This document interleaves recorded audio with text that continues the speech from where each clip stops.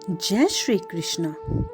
बच्चों, कल हमने भागवत गीता के पहले अध्याय अर्जुन विषाद योग का 5वां और 6वां अध्याय पढ़ा था। आज हम भागवत गीता के पहले अध्याय का 7वां श्लोक पढ़ेंगे।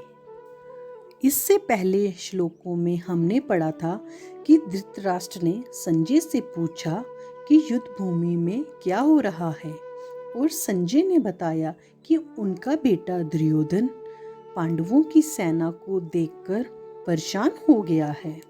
वह अपनी परेशानी को शांत करने के लिए अपने गुरु द्रोणाचार्य के पास जा रहा है और उन्हें ये बोल रहा है, देखो, पांडवों की सेना के साथ आपका शिष्य धृष्टद्युम्न भी है, जिसको आपको मरने का वरदान भी प्राप्त है।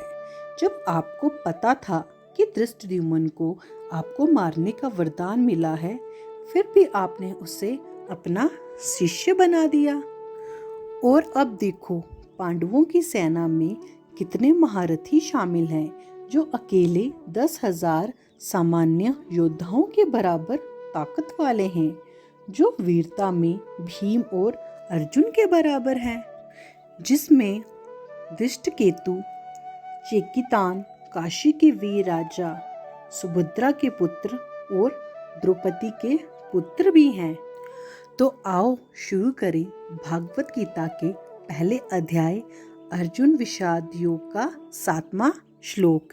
अस्माकं तु विशिष्टाये तानि बोध द्विजोतम नायका मम संन्यास्य संज्ञार्थ तन्ब्राविमिते। जिसमें अस्माकं का अर्थ है हमारा, तू का अर्थ है परंतु, विशिष्टाय का अर्थ है विशेष, ता का अर्थ है उन्हें, निबोध का अर्थ है सूचित रहे, द्विजोतम का अर्थ है ब्राह्मणों में सर्वश्रेष्ठ, नायक का अर्थ है प्रधान सेनापति, मम का अर्थ है हमारा, संन्यास्य का अर्थ है सेना का, संज्ञा अर्थ का अर्थ है जानकारी के लिए, तन का अर्थ है उन्हें, ब्रविमि का अर्थ है मैं वर्णन करता हूँ, ते का अर्थ है आपके लिए। बच्चों, द्रोणाचार्य सैन्य विज्ञान के शिक्षक थे और वास्तव में योद्धा नहीं थे। वह कौरव सेना के कमांडरों में से एक के रूप में योद्धा के मैदान में थे। बच्चों, जैसे पांडव 5 भाई हैं, वैसे ही दुर्योधन और उनके सभी भाइयों को कौरव कहा जाता है। दुर्योधन को अपने गुरु पर भी विश्वास नहीं था।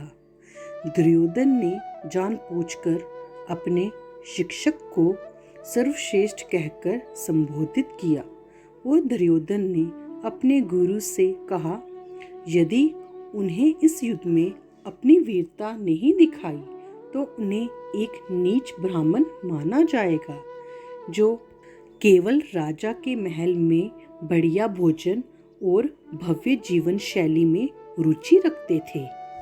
फिर दुर्योधन ने अपने बुरे शब्द छुपाने और अपने शिक्षक और खुद का मनोबल बढ़ाने के लिए दुर्योधन ने कौरव पक्ष में मौजूद सभी महान सेनापतियों का नाम लेना शुरू कर दिया और उनकी वीरता के गुण गाने लगा। तो बच्चों, यहाँ ख़त्म होता है हमारा आज का 7वां श्लोक। कल हम इससे आगे आरंभ करेंगे। जय जय श्री राधे।